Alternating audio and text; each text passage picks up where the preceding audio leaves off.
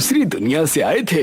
वो आदमी अखिल को वो कागज देता है और एक मंत्र पढ़ता है।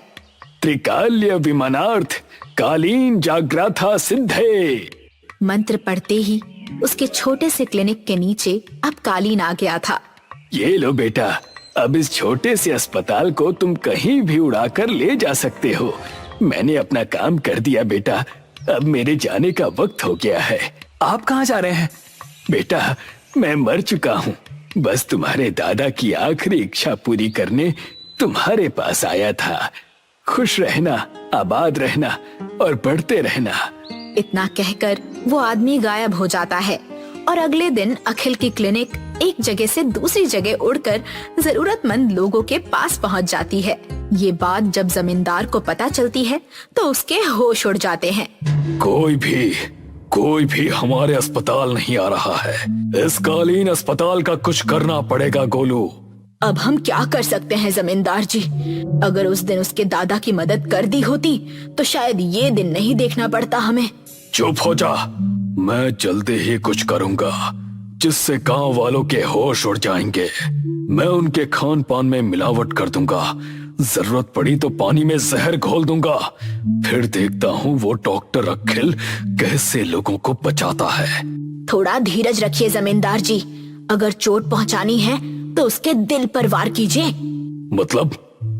उसका परिवार, वो अपने परिवार से बहुत प्यार करता है। उसके पिता राजनाथ और माँ शिल्पा को अपने घर बुलाइए। क्यों? बुलाइए तो सही, मुझ पर विश्वास रखिए। जमींदार अखिल की माँ और पिता को अपने घर में आमंत्रित करता है। ये सुनकर वे जमींदार के घर पहुँचते हैं। आइए आइए, आपका स्वागत है। आपके बेटे ने तो गांव का नाम रोशन कर दिया। आपका बेटा आप पर बहुत ध्यान देता है। हाँ जमींदार जी।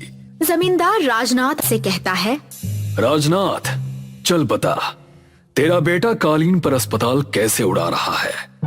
आप दोनों का अपहरण हो चुका है। नहीं बताएंगे तो यहीं पर हमेशा के लिए रहना पड़ेगा। शिल्पा उन्हें देखकर हंसने लगती है। आप लोगों को लगता है कि हम बूढ़े जो मौत के इतने करीब हैं, धमकियों से डर जाएंगे? जमींदार, तुम भी तो बूढ़े हो, तुम्हें अब किस बात का लालच है? इनके बाद सारी जायदाद मुझे मिलेगी। नहीं मिलेगी बेटा, तुम इस दुनिया से अलग दूसरी दुनिया में चले जाओगे जल्द ही। क्या कहने की कोशिश कर रहे हो तुम? देखते जाओ। राजनाथ एक मंत्र पढ़ता है। त्रिकाल्य चिकित्सा सिद्धि प्रभावम कालीन उद्मनम स्वाहा।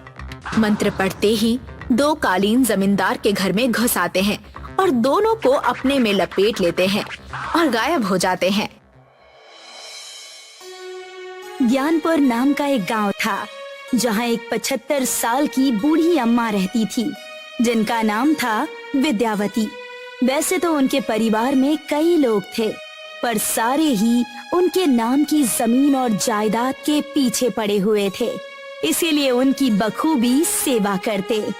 एक दिन बूढ़ी अम्मा के पैर 7 साल का टिंकू दबा रहा था और तब टिंकू